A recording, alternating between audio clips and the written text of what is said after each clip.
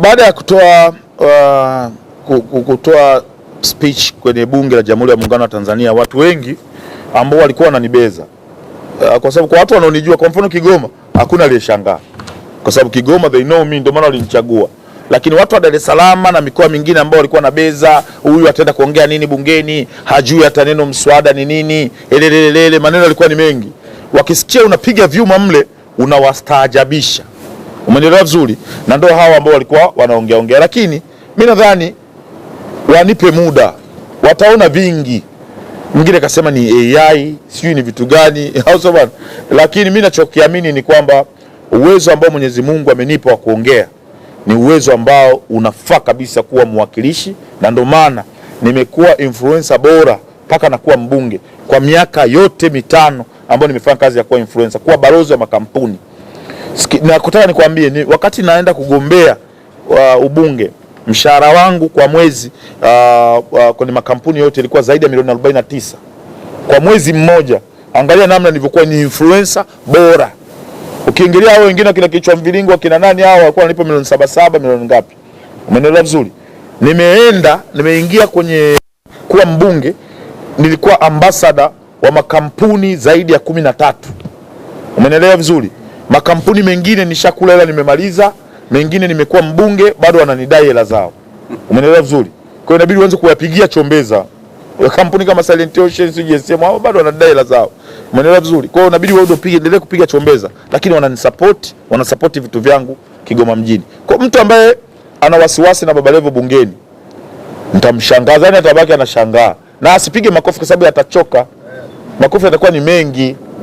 Na mimi sipendi achoke. Yeye angalie tu vitu vitakapokuwa vinashuka. Na sasa hivi niko na mwalimu wangu wa Kiingereza kutoka Brothers ya Kati. Kwa hiyo sasa hivi nitakuwa napiga mpaka kwa lugha. So kwa nitakuwa na waacha kabisa muone. Yeah. Yes, kiuhalisia naomba ni declare kabisa kwamba kutosoma sio ugonjwa wala sio kukosa maisha, lakini kuna baadhi ya fursa unashindwa kuzifikia kwa sababu ya kutokuwa na elimu au kutokuwa na vyeti. Kwa hiyo nitumie ujumbe huu kuambia ndugu zangu, marafiki zangu, kama una nafasi ya kuweza kusoma shule, soma. Niwaambie watoto wetu ambao tunawalipia ada kwenye mashule, someni shule, kwa sababu sisi, angalieni jinsi ambao tunakuja kuitafuta elimu ukubwani. Sasa hivi mimi naenda kuturn 40, au sio bwana? Ndio naanza sasa kuitafuta elimu, kwa sababu nimepambana maisha yangu yote, nimefika umri huu nakutana sasa naanza kukutana na vikwazo ambavyo vinanitaka sasa nirudi tena shule. Kwa kama umpata fursa ya kusoma, soma mtoto wetu, soma kijana. Lakini kwa watu wazima ambao tulipoteza nafasi huko nyuma kutokana na sababu tofauti. Zipo sababu nyingi sana za mtu kushindwa kusoma. Kwa mfano mimi, sababu iliyosababisha mimi nikashindwa kusoma kuendelea na elimu ya sekondari, wazazi wangu walifariki wote. Mimi nimebakia yatima tangu 1998. Wazazi wamefariki. Babangu alikuwa askari polisi, ameenda huko kupambana na majambazi. Ninajuaga majambazi mambo yao, au sio bana?